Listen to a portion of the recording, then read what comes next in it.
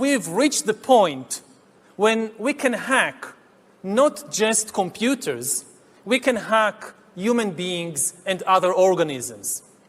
You need two things. You need a lot of computing power, and you need a lot of data, especially biometric data. Once you can hack something, you can usually also engineer it. Hey guys, today we're going to be talking about social media alternatives. And I'm going to be talking about the benefits and why you should be opening yourself up to alternatives. For one, all of the mainstream platforms are doing various analytics, but not only that, they're doing what's known as shadow banning. Really, it's all algorithmic. They want certain items, certain topics to be at the very top, and there's certain things that they want to kind of hide down below.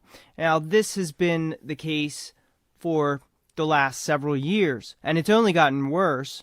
And what they're doing is they're essentially shuffling you into a little echo chamber where you're going to find what they want you to find, but you're not going to find truly unique content. I want to introduce a couple different platforms that are open source, fully open source, that are federated. You can search locally. You can also search across all the federated servers. So for example, let's first take a look at PixelFed, which is a nice alternative to Instagram. Now, this one is one of the newer platforms. You can simply sign up at any one of these. On this page here, which I'll leave in the description, it shows you which servers are federated together and also how many users are there. So when you search PixelFed, for example, here, I can look at my local feed, which will just be people that are on the server that I registered on, or I can look at the global feed, and that will also show other posts from different servers. As you can see, I'm on pixelfed.social. I actually created this account to make this video for you guys. You can also register at FediSnap, which is one of the other ones that I can see their posts as well. I can interact with them, even though they're on a whole different server. So unlike the centralized platforms and social medias, this one, you can actually interact with people, and you can create your own server if you want to. But I suggest first, just go ahead and register on a instance. That's what they call each server, a different instance. Once you do that, you can get the hang of it and see what you like about it, what you might not like about it. But I do suggest checking these things out, especially Mastodon, but PixelFed is a great place. You can upload and share your pictures. It's a great place because it protects your privacy against all of the manipulation. Results that you search for are just what you search for in basically the order they should be. There's no manipulation of the algorithm wherein you will have certain people who might be political and you can't even read their stuff because they have been downranked through the algorithm itself. And that's the case on all the mainstream platforms right now. If you're a Facebook or Twitter user, I suggest checking out Mastodon. I registered on the Mastodon instance, but you can register on any number of instances.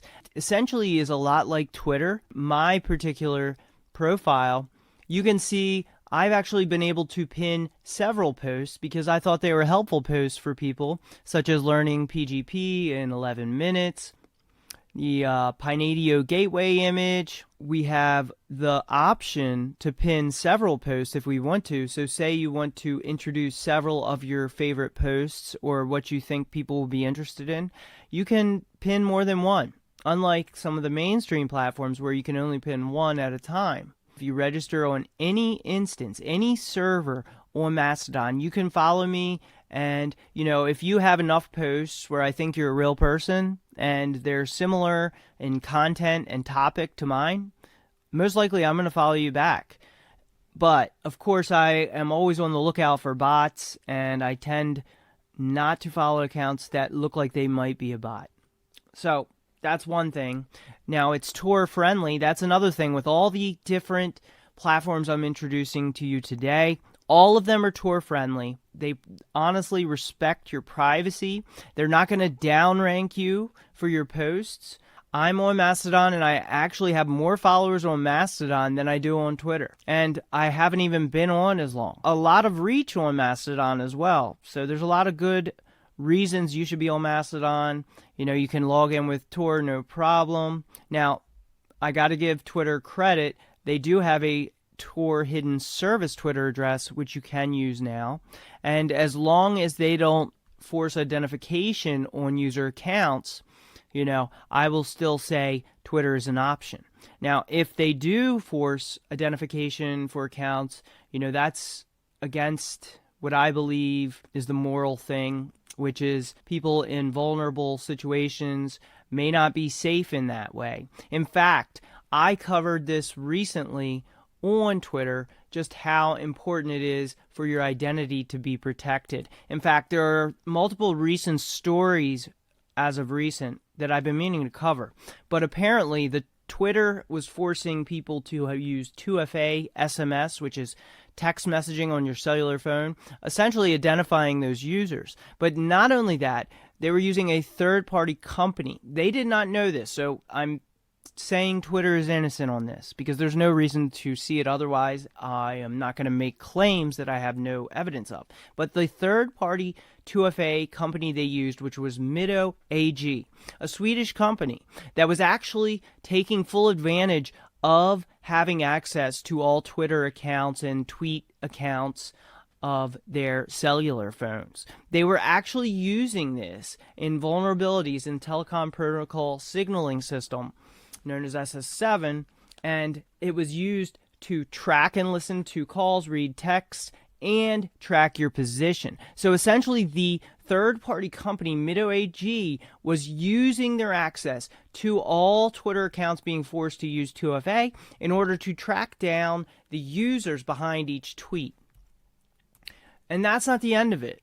There's also the case that was even more recently, wherein a company, a contractor, which started as a military contractor but now does also corporate surveillance, is showing how the access a company called Signal had to Twitter Firehose data allowed them to track down each individual who made each tweet. And not only that, these are also anonymous accounts. They used app data and Twitter Firehose data access, which is a rarely provided access to actual data stream. And the industry, let's quote from the article, industry has repeatedly claimed that collecting and selling this cell phone location data doesn't violate policy because it is tied to device ID numbers instead of people's names. Now, the truth is this is not true at all. It's very easy to identify who an individual is if you know their exact location. We're talking about information that is down to a couple feet in distance. If you track someone to their own room in their home, I think you can generally tell that the person lives there. So, pretty naive if you don't. And they also talk about how foreign spies could use this kind of information for espionage and blackmail. So I also wanted to cover privacy and how mainstream platforms need to be more supportive of anonymous accounts. I think personally, sometimes what they believe are bots are providing some of the most valuable information on different topics depending on what you're interested in open source intelligence. So Twitter is a valuable source of open source intelligence, but we're talking about a serious situation where I believe people should check out some of these alternative platforms. I'm not saying leave Twitter. I'm not saying leave Instagram if you are an influencer on there, but I am saying open yourself up to new possibilities and don't be dependent on the mainstream providers because they're not acting out completely. There's so many competing interests internal to each company.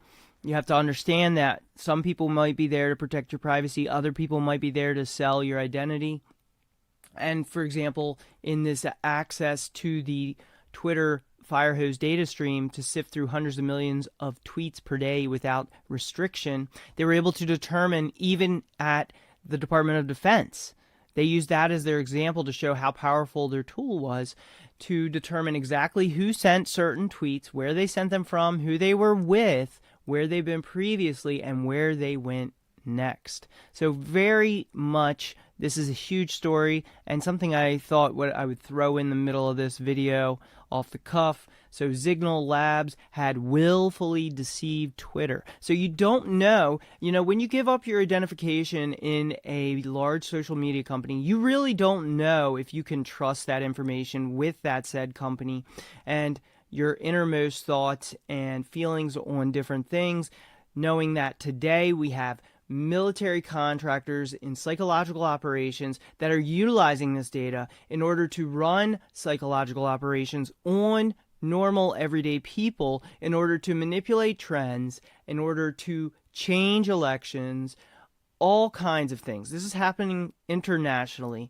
and a lot of times countries are using their allies to do the manipulation on their own citizens. In that way, they have a bit of plausible deniability about the actions being taken. So you can see how the mainstream social media companies, I don't think you should put all of your hope into them for the future. I don't know what authenticating all real humans will mean, but it could be something related to Blue Sky, which is a pretty cool thing that's coming out from Twitter, an open source federated platform where you're going to actually store your own data, and where even if a instance or server goes down, you can still keep your account. So that's a pretty interesting, unique thing they're doing. Back to Fastodon, really great platform.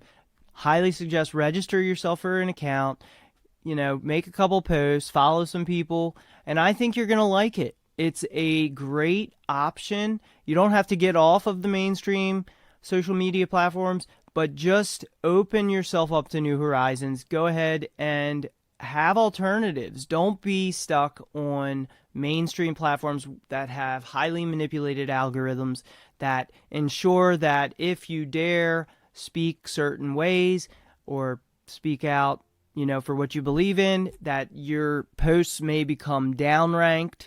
And I've had this happen to myself personally on other platforms. But, like I said, Tor friendly, Mastodon, check out an instance. Go ahead and check out this page here if you want to check out a Instagram alternative. PixelFed is the one I'm on. It also has the most users, but as you can see, there's 76,000 users. You can follow people on other instances, other servers. So no matter where you decide to register at, on Mastodon, on PixelFed, you're going to have the opportunity to follow people on other instances. And as you can see, pixelfed.social has 48,000 users, so that's quite a bit. And of course, I want to talk about PeerTube. I have a channel on PeerTube, one of my channels where I put my most popular videos. Of course, I have 141 videos there. If you want to support my work, you want to support my channel, I put a lot of work into this. You can go to buymeacoffee.com/politictech. You could buy me a coffee if you want, or if you could at least share my videos and articles, I'd really appreciate that. It means a lot and it helps keep me going. The page for the instances, so you can see how many different users are actually on each instance. Now, unfortunately, Odyssey is not very Tor friendly. In fact, you can't log into your account from a Tor browser. That's unfortunate. But there is the Mediator Tor hidden service for library. If you are running Tor browser and you want to watch library content, check that out. You can donate to his server here and his projects there. So of course I want to support everyone who's helping privacy community with access to content anonymously. You can always leave a comment in the video, send me an email, write to privacy@tutnoda.com. But of course comments really help the channel, so I really appreciate those. And who knows, maybe your question will help someone in the future. And let me know what you like most on the channel, and I'll try and cover that stuff in the future. Thanks for watching, guys. Make sure to like, share, and subscribe, and I will be back later with more on how to protect your privacy.